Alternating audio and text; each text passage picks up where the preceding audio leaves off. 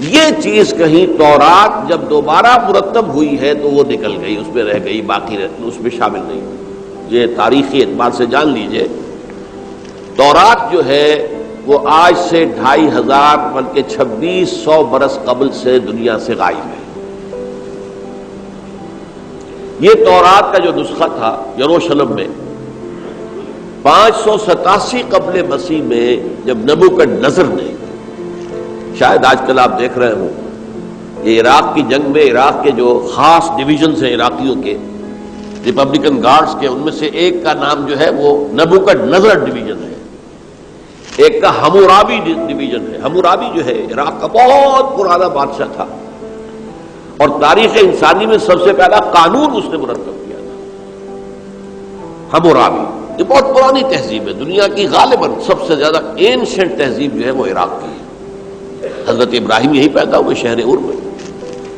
تو نبوکدنضر نے جب تباہ کیا تھا یروشلم کو، 6 لاکھ آدمیوں کو قتل کیا اور 6 لاکھ کو قیدی بنا کر لے گیا بیبیلونیا، بابل کا لفظ بھی آج کل آ رہا ہے۔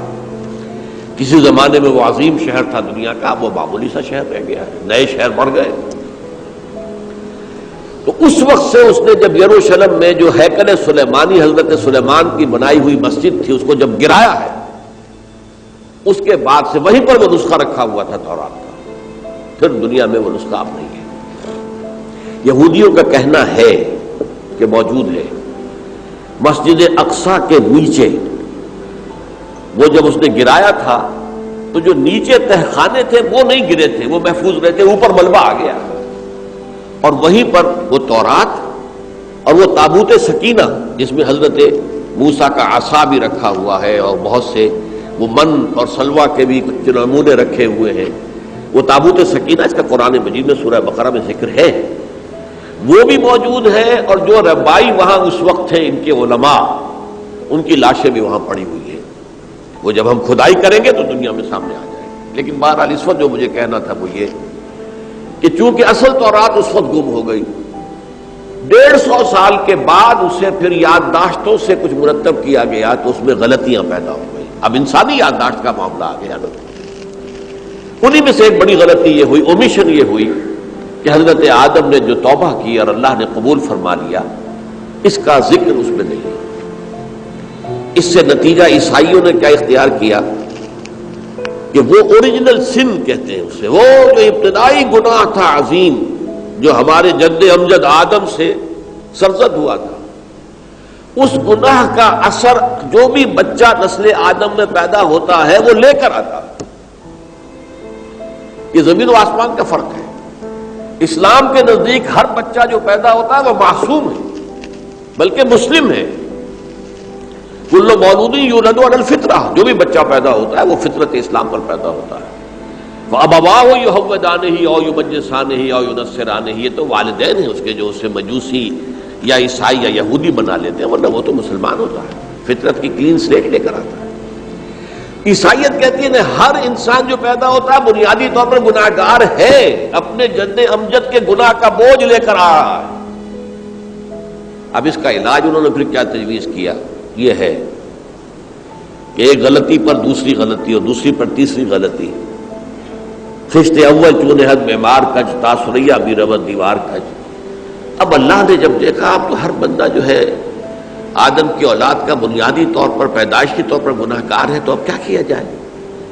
تو اللہ نے اپنا اکلوتا بیٹا، صلبی بیٹا مسیح یسوع اسے زمین پر بھیجا۔ یہ الفاظ میرے ہیں کہ اسے قربانی کا بکرا بنا کر اور ان سب کی طرف سے قبول کر لیا، گناہ گاروں کی طرف سے، کہ ان کے گناہ کا کفارہ ہو جائے گا جو عیسیٰ کو مانے۔ یہ عقیدہ ہے عیسائیت کا۔ جڑ کیا ہے کہ گناہ ہو گیا تو گناہ کا اثر تو رہے گا۔ قرآن یہ کہتا نہیں، اللہ دھو دیتا ہے، تمہاری سیرت و کردار کے اوپر بھی جو داغ ہیں دھل جائیں گے اور تمہارے نامہ اعمال میں جو دھبے ہیں وہ بھی دھل جائیں گے۔ توبہ کرو، توبوا الی اللہ توبۃ نصوحا، کرو وہ توبہ کے جو بالکل خلوص دل کے ساتھ۔ یہ جب یروشلم کی تباہی ہوئی تھی جس کا میں نے ذکر کیا ہے، 6 لاکھ انسان قتل ہوئے تھے اور 6 لاکھ کو نبوکدنضر جو تھا وہ ہانک کر بھیڑوں بکریوں کی طرح بیبیلونیا لے گیا تھا۔ اس سے پہلے کتنے ہی نبی اہل کتاب کے وہ کہتے رہے تھے کہ ہوش کرو، توبہ کر لو، بلکہ ایک جگہ کے الفاظ یہ ہیں درخت کی جڑ پر کلہاڑا رکھا جا چکا ہے، اب بھی ہوش میں آ جاؤ۔ ہوش میں نہیں آئے۔ دنیا پرستی جو بھی ان کے نفس پرستی جو بھی ان کے اوپر مسلط ہو چکی تھی، اس نے انہیں توبہ نہیں کرنے دی، تباہی و بربادی ہو گئی۔ آج ہماری نگاہوں کے سامنے عراق کے ساتھ کیا ہو رہا ہے، بغیر اس کے کہ کوئی جرم ہوتا، بغیر اس کے۔ ہم تو بڑے بڑے جرم کر چکے ہیں ان کی نگاہ میں۔ نان پرولیفریشن ٹریٹی جو ہے اس کے خلاف ہمارا عمل جا رہا ہے، پوری دنیا کے اندر انہوں نے کہا کہ ہم اس کو ایٹمی صلاحیت کو نہیں پھیلنے دیں گے۔ وہ ایک خاص وقت میں افغانستان میں انہیں ہماری ضرورت تھی، اپنے اصل دشمن یو ایس ایس آر اپنے مقابل کی طاقت کو ختم کرنے کے لیے، اس وقت انہوں نے اپنا منہ جو ہے پھیر لیا تھا، نہیں دیکھا تھا، اور ہمارے ہاں اللہ کی یہ رحمت آ گئی کہ ایٹمک صلاحیت بھی حاصل ہو گئی۔ اور پوری دنیا میں شاہ عبداللہ نے کہا تھا، پرنس عبداللہ نے، کہ یہ آپ کا نہیں ہے، یہ جو نواز شریف صاحب سے جب اس کا ہم نے دھماکہ کیا، یہ بم آپ کا نہیں ہے، یہ پوری امت مسلمہ کا بم ہے۔ کیسے یہ برداشت کر سکتے ہیں یہودی اور یہودیوں کے اعلی کار عیسائی، خاص طور پر پروٹیسٹنٹس، ویسپ، وائٹ اینگلو سیکسن پروٹیسٹنٹس؟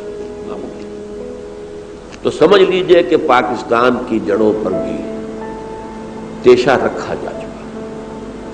یہ میرے احساسات کی اس سے کم میں تعبیر ہو نہیں سکتی، لیکن اب بھی امکان ہے، اب بھی امکان ہے، اب بھی امکان ہے۔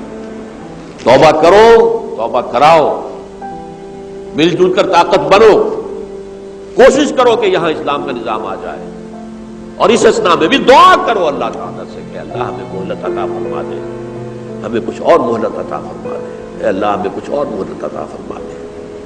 بارک اللہ لی ولکم فی القرآن العظیم ونفعنی وإیاکم بالآیات